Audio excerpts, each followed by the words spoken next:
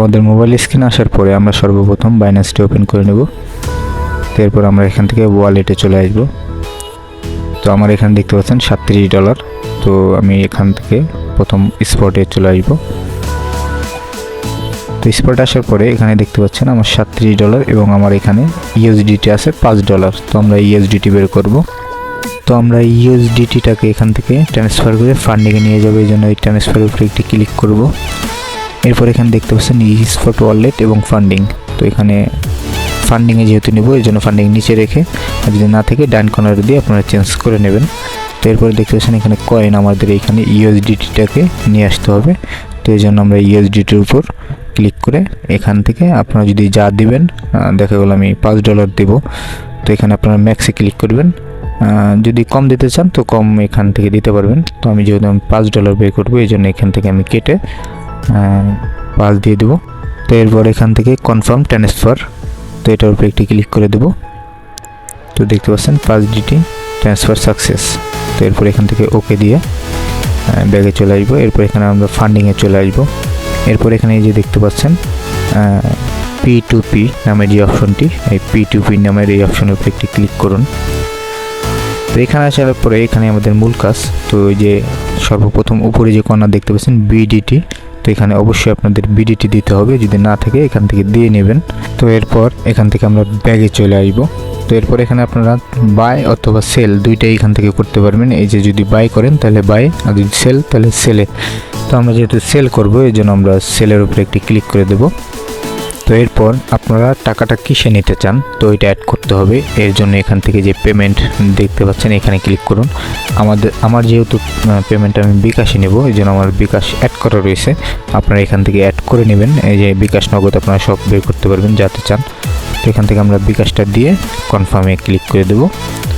তো এরপর এখান থেকে আপনাকে এই যে লিমিটটা দেখতে হবে সর্বপ্রথম। এই যে দেখেন 24 থেকে 25,000 টাকা সে সর্বলাস্ট আর কি দিতে পারবে আপনাকে, 24 থেকে 25,000 টাকা।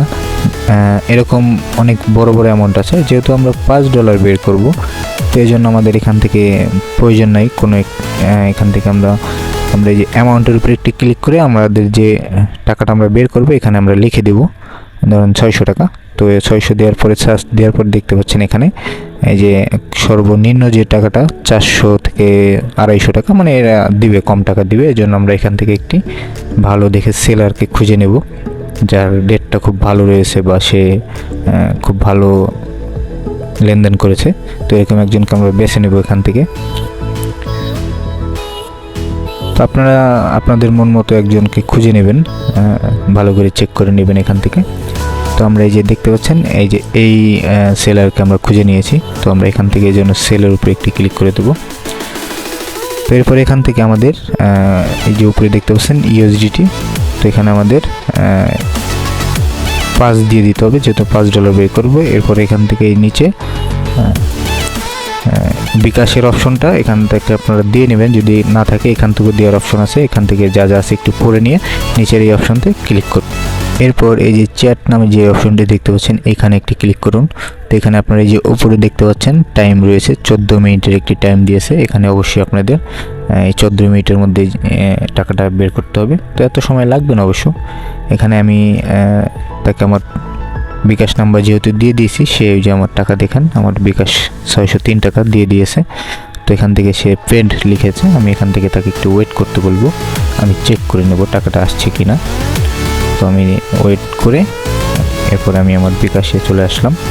এখান থেকে আমি বিকাশটা একটু চেক করে নেব, ইনবক্সে যাই। তো এখান থেকে যে দেখতে পাচ্ছেন 603 টাকা, তো মাত্র এই টাকাটা এসেছে।